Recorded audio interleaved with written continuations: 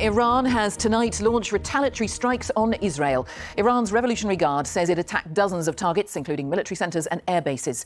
Smoke has been seen rising over the skyscrapers of Tel Aviv after an aerial attack on the Israeli city.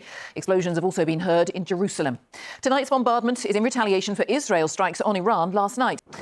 Well, this was the scene in Tel Aviv in Israel just an hour or two ago. There have been huge explosions in the sky over central Israel, although it is unclear what's from missile strikes and what is Israel intercepting them with its Iron Dome.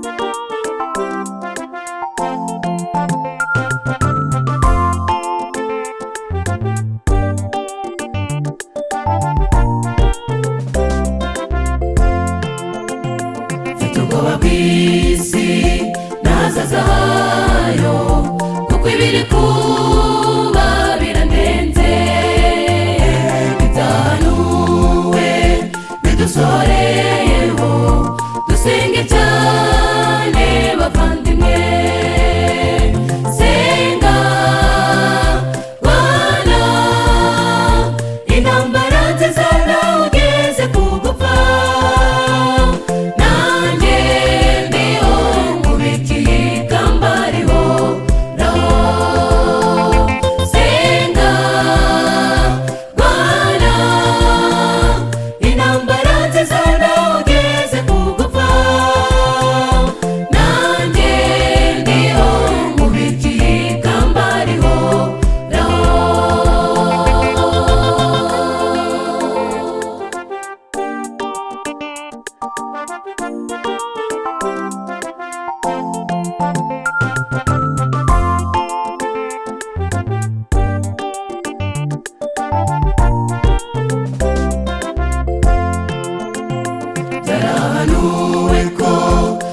ibyorezo imyuzure ndetse n'ibishyitsi bazabishungura